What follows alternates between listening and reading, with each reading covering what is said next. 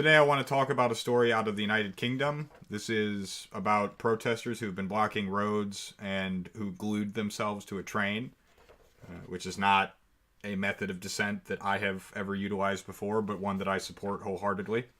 So the group that's organizing or taking part in these mass demonstrations and protests is Extinction Rebellion.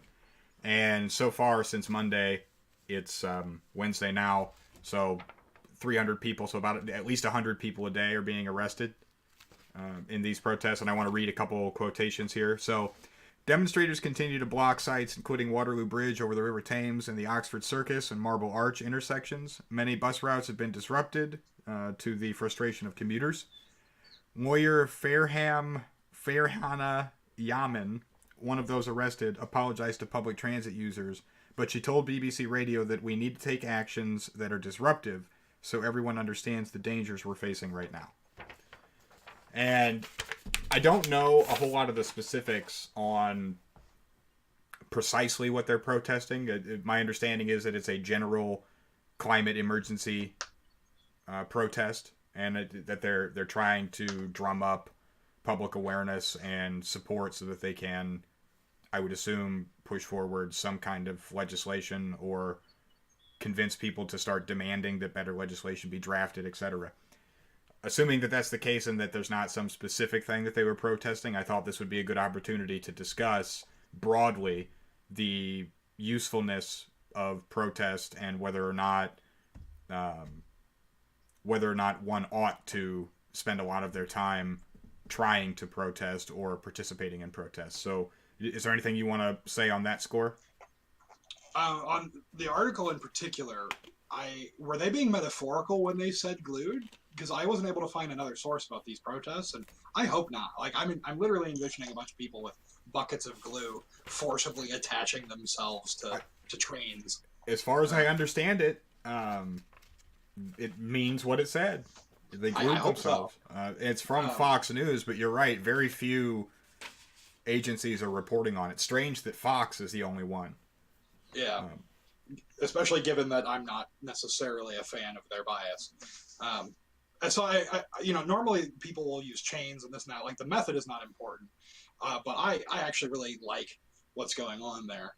I think even if it's a little vague, that they're just sort of like, oh, we need to make sure people know that things are happening. Like, I don't know that a protest needs to have like a super hyper focused point to be effective. I think the salient point for me is like it is being disruptive and it's forcing people to take note.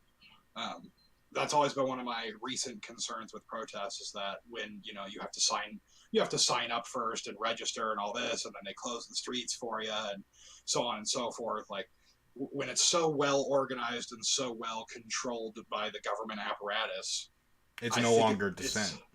I think it's a lot easier for it to just be ignored. Like, the media doesn't have to pay attention. It's not newsworthy. It's just some people marching in the park, and the cops are there making sure that it's civil. Well, if you're going to dissent, if you're going to protest, the state laws are hardly, or should hardly be, the barrier that prevents you from speaking truth or demonstrating or protesting. I.e., yes, I encourage this and more. This is the type of demonstration that works. Obviously, if you can get 1 million people to march on something, like, that's great too. But the smaller, for example, in our area, some of the demonstrations that have happened here are exactly as you just described, where downtown they have sectioned off an area. Literally, I've seen signs where it's like protest area. Or, it's like you're at an airport and it's, X group protest area, haha, come over here. And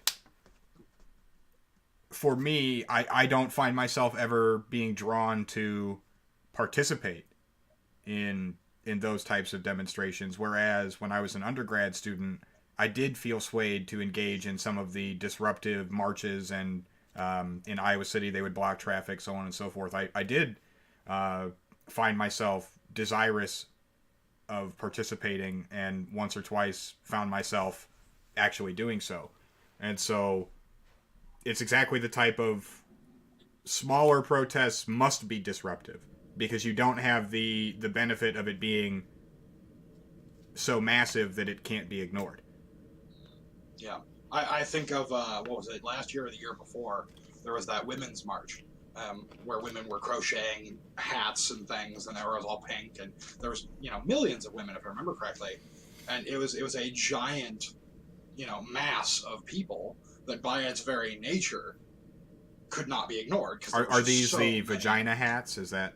Yeah, I couldn't remember. It was like I remember it being called the Pussy Parade or Pussy Hats or like other derogatory sounding things that a lot of the women were using. So like I wasn't sure where to fall on it because like I don't know, should I call it that? Like that's in the past. It's another issue. But I remember that, and like it was pre-planned and it was organized, but because of the just sheer volume of participation, it necessitated media coverage. Yes, but if it had been 3 women with weird hats, it might have made a local news story if the hats were weird enough, but probably little more. Yep. And so I'm a big fan of disruptive. I mean, here in the U.S., we've also had the Black Lives Matter folks in California. I remember blocking off highways, and I remember the vitriol and the response that got from a lot of people. And it only got that response because they were disrupting the already crappy traffic in California. If they had just been in a park somewhere with like a police cordon, because I mean, in a few of those instances, I mean, it was only 100 or 200 people. It wasn't literally masses, but because they blocked this major thoroughfare, now it matters. Now people care. It's national news, and it makes a greater impact. Right. Than it would have otherwise. So, absolutely. You and I have talked in the past about I had doubts until more recently about like how effective is protest, and like even in my own lifetime we've seen that it works. But I think one of the big keys that you have to remember is the individual protest may not be effective. So like this time, probably what's going to happen is some people are going to get arrested, and the commuter trains are just going to keep going. But they've gotten now international news. And so if they can build on that and continue more protests and more disruption, it'll only grow that presence. Yes. What they did was they forced the corporate news apparatus to inform other dissenters like myself that I have comrades and brothers and sisters fighting all the way across the globe. I think that's good. Full stop.